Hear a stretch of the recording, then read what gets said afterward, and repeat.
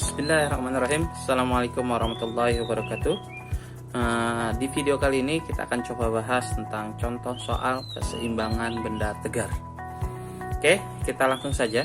Di sini saya punya 3 contoh soal. Saya akan bahas satu persatu. Kita langsung saja ke soal nomor 1.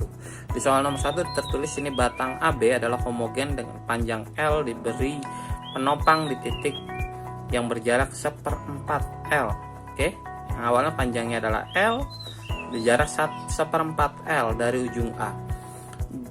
Juga diberi beban 20 kg, sedangkan pada ujung B diberi katrol yang bebannya 10 kg. Jika sistem tersebut dalam keadaan seimbang, tentukan berat batang A. Oke, yang ditanya adalah berat batang A. Nah, berarti kan berat batang yang homogen itu pasti akan berada di titik tengah. Oke, di sini catatannya di sini adalah batangnya homogen. Kalau batangnya homogen pasti akan ada di titik tengah. Oke, di titik tengah. Maka kalau ini kita gambar, posisi gaya-gayanya adalah pertama batang yang panjangnya L. Di sini ada poros nih. Oke. Penopang. Oke, ada penopang di tengah sini dan di sini ada 1/4 L. Oke, di sini ada gaya ke bawah. Ingat, gaya berat itu pasti arahnya ke bawah. Berapa ini? 20 kg, berarti jadi 200 Newton. Kenapa 200 Newton? Dikali massa dikali gravitasi. Oke, gravitasi itu nilainya 10. Berarti 200 Newton ke sini. Terus ada gaya berat yang pasti ada di titik tengah batang. Gaya berat W, ini yang kita tanya. Oke, gaya berat. Ini kan berat batang tersebut, berarti W nya nanti yang ditanya. Dan ada katrol, karena dia ketarik ke bawah ini adalah 100, maka yang ini pun pasti berapa? 100 Newton. Karena benda dikatakan dalam keadaan seimbang, berarti ini 100 Newton. Oke, gaya-gaya yang bekerja akan seperti ini. Nah, ini karena tadi ini dari batang dari ujung ke ujung adalah L, di sini 1/4 L. Ini ada di tengah, berarti di sini juga sama 1/4 L. Di sini dari sini ke sini setengah L. Oke. Sehingga kalau kita lihat ini paling gampang untuk mencari W itu kita pakai jumlah torsi. Jumlah torsi. Nah, jumlah torsi sama dengan 0. Porosnya di mana? Porosnya di penumpu, ya. Porosnya di titik tumpu. Maka kita dapat di sini ada torsi yang 100 ini berlawanan arah jarum jam. Yang W searah jarum jam. Yang 200 berlawanan arah jarum jam. Berarti kita bisa lihat yang searah jarum jam mana? Yang searah jarumnya hanya W. Berarti W dikali jaraknya dari sini 1/4 L. Oke, sama dengan yang berlawanan arah jarum jam. Yang berlawanan arah jarum jam ini 200, berarti 200 Newton dikali 1/4 L, ya. Terus 100 Newton ini berapa jaraknya di sini? Tambah 100 dikali jarak dari sini ke sini berarti 3/4 L. Sehingga kita bisa gabungkan ini, kita jadi apa? W 1/4 W dikali L sama dengan 200 bagi 4 50 L. Ini 300 bagi 4 75 L. Oke, seperti itu. Maka ini langsung bisa kita hilangkan, kita bagi semuanya dengan L. Berarti tinggal 1/4 W sama dengan 125. Oke. Berarti W nya sama dengan 125 dikali 4 atau 600 Newton. Oke, selesai. Sudah soal pertama. Contoh soal pertama seperti itu. Jadi langkahnya yang pertama saya ulang di sini. Langkahnya perhatikan dulu apakah batangnya homogen. Ketika batangnya homogen berarti ada gaya di tengah. Jadi kita harus gambar dulu garis-garis gayanya. Setelah gambar garis gaya, maka kita bisa menentukan tadi. Kita bisa menggunakan 2 hal. Ingat, benda dikatakan seimbang berarti kita bisa menggunakan 2 hal. Yang pertama, sigma F sama dengan 0 atau sigma torsi sama dengan 0. Oke, kita lanjut ke contoh soal nomor 2. Di contoh soal nomor 2 di sini tertulis adalah sebuah papan nama RT. Nah, sebuah papan nama RT bermasa 5 kg. Oke, batang ini masanya 5 kg. Dipasang seperti pada gambar. Di titik A dipasang engsel. Dipasang engsel nih di titik A. Dan batang AB memiliki panjang 60 cm. Dari sini ke sini 60 cm. Berarti di tengah-tengahnya ini ada gaya.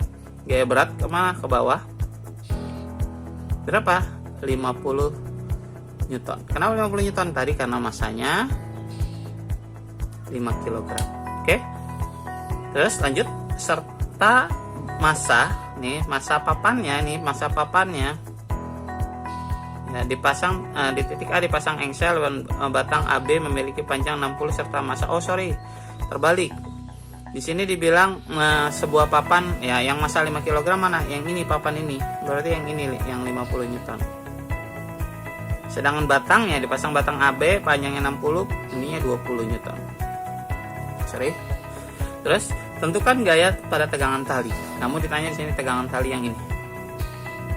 Oke. Berarti kita bisa gambarkan ini. Berarti ini kalau kita gambar lagi garis gayanya, ini batangnya. Nah, fokusnya ke batang. Ada gaya di sini 20 Newton.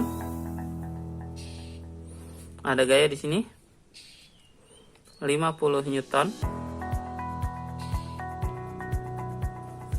Ada gaya miring ke sini. Tegangan tali tadi ya, tegangan tali ini 30 derajat. Oke. Nah, sama seperti halnya nomor 1. Ketika hanya gaya-gaya seperti ini, maka paling gampang kita ambil porosnya di A. Berarti sigma torsi yang porosnya di A sama dengan 0. Oke, itu yang kita ambil menjadi patokan. Berarti kita di sini punya 3 gaya. Lihat arahnya, searah jarum jam atau berlawanan arah jarum jam. 20 Newton ketika porosnya di A, maka dia akan berputar searah jarum jam. 50 Newton ketika porosnya di A, sama berputar searah jarum jam. Yang T ini berputar berlawanan arah jarum jam.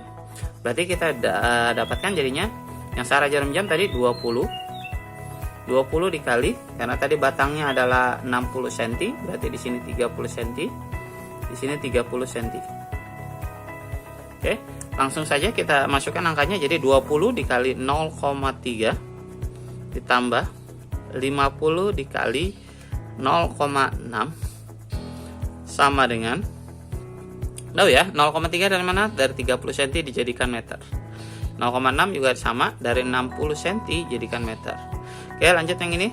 T, gayanya T dikali sin berapa? Sin 30, panjangnya 60, 0,6. Oke, kita lanjut, masukkan angkanya. 20 kali 0,3 6, 50 kali 0,6 30 tambah, itu udah, kita nanti tinggal tambahkan ini 36. Yang sekarang sisi kanan kita hitung 0 sin 30 setengah, berarti T dikali setengah dikali 0,6, titis dikali 0,3, T sama dengan 36 dibagi 0,3. Berapakah itu? 360 dibagi 0,3, berarti 1, 2, berarti 120 Newton. Selesai ya. Jadi tegangan talinya 120 Newton. Selesai sudah soal nomor 2. Kita lanjut ke soal nomor 3. Di soal nomor 3 di sini tertulis sebuah batang AB panjangnya 5 meter dan masanya 5 kg. Disandarkan, disandarkan pada dinding vertikal licin ke ujung A dan pada dinding dan B pada lantai.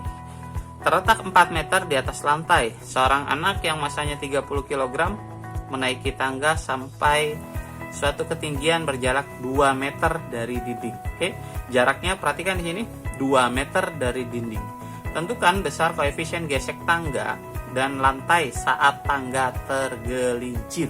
Oke, di sini ditanya saat tangga tergelincir. Oke, berarti kita langsung apa langkah pertama? Langkah pertama adalah kita gambarkan dulu. Gambar dulu tangganya. Ya, ini dinding, ini lantai. Kita gambarkan.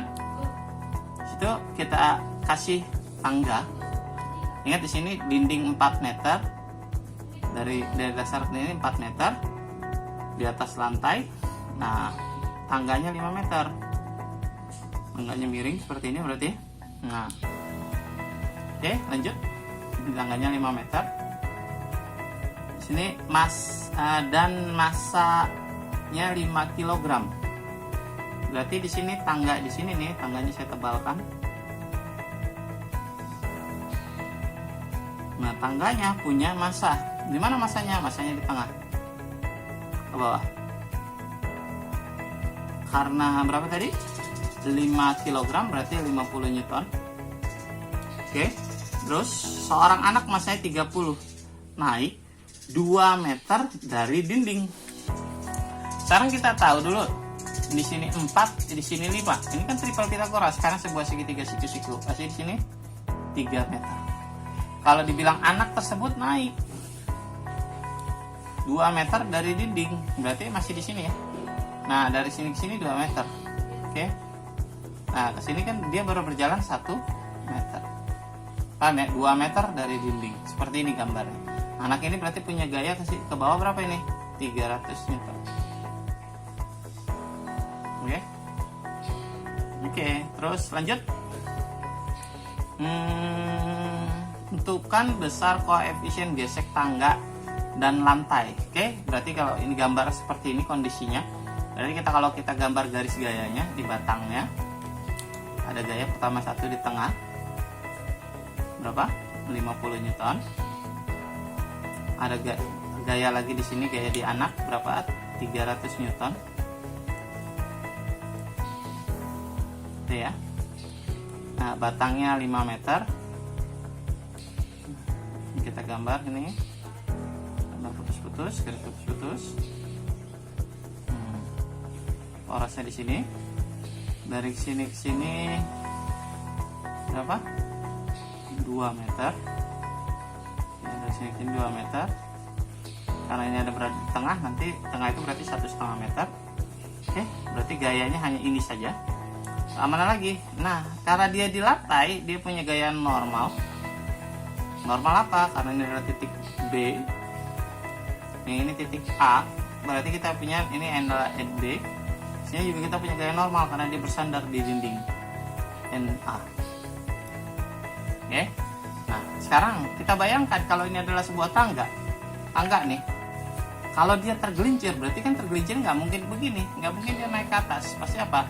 Kan geser ke bawah begini. Nah, berarti kalau dia geser kemari, maka gaya gesek kemana? Gaya gesek kemari. Akan ada gaya gesek kemari.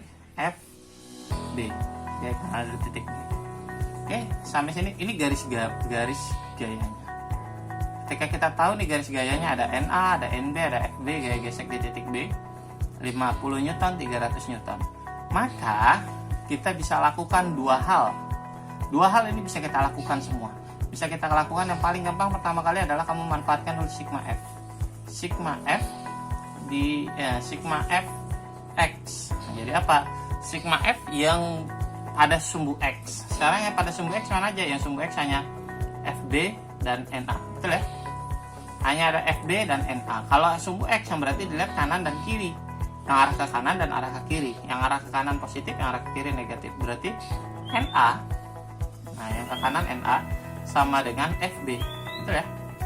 Nah, FB gaya gesek di B itu sama dengan apa? Mu dikali NB. Nah, kita dapat nih persamaan pertama NA sama dengan mu dikali NB. Nah, sekarang kita cari pakai sigma FY. Sigma FY sama dengan 0. Mana yang arah tegak? Yang arah tegak ke atas NB, yang arah ke bawah 50 sama 300. Berarti ke arah atas dulu NB sama dengan 50 ya, ke bawahnya 50 ditambah 300. Berarti NB-nya berapa? 350 Newton. Jadi kita dari persamaan ini kita bisa masukkan dong ke sini. Berarti NA itu sama dengan mu dikali 350. Oke. Ini kalau kita pakai jumlah gaya. Sekarang kita gunakan adalah jumlah torsi. Nah, jumlah torsi yang paling gampang, paling enak dipakai adalah torsi ketika porosnya yang paling banyak gaya. Ingat, yang jadi poros itu adalah yang paling gampang adalah yang paling banyak gaya. Jadi kalau kamu mau ini ya gampang, udah gampang yang paling banyak gaya. Paling banyak gaya di sini paling gampang poros yang banyak gaya di satu titik ada 2 gaya, mana? Di B. Maka torsinya kita pakai adalah torsi B sama dengan 0. Oke, lanjut. Nah, ketika kita tahu kita menetapkan porosnya di B, berarti nanti yang gaya berfungsi hanya NA 50 Newton dan 300 Newton. Berarti yang searah jarum jam mana? Yang searah jarum jam NA. Berarti NA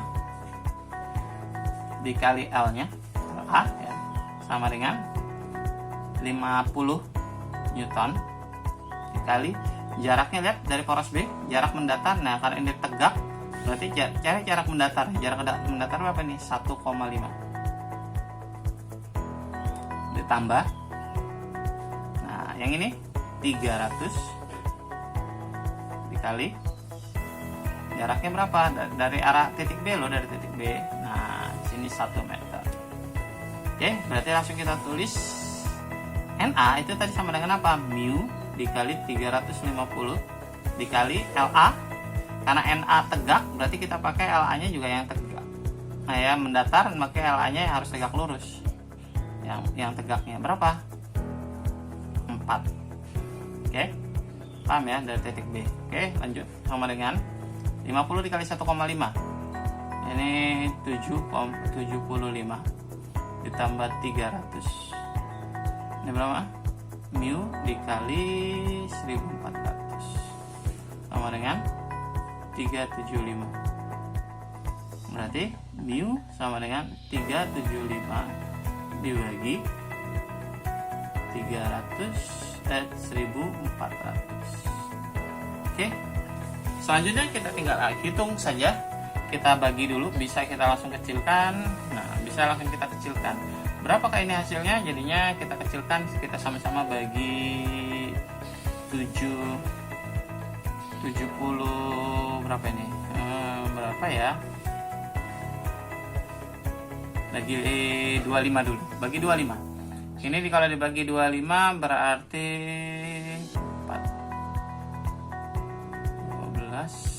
17. Bagi 25 berarti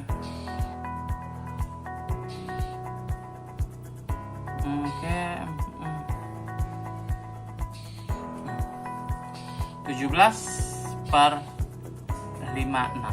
Oke. Jawabannya 17/56. Oke. Sampai di sini 3 soal kita tentang keseimbangan benda tegar. Nah, ingat, keseimbangan benda tegar yang digunakan adalah sigma torsi sama dengan 0 dan sigma F sama dengan 0. Oke, sampai sini dulu pertemuan kita. Mudah-mudahan kalian mengerti dengan penjelasan yang saya berikan. Dari saya cukup sekian. Assalamualaikum warahmatullahi wabarakatuh.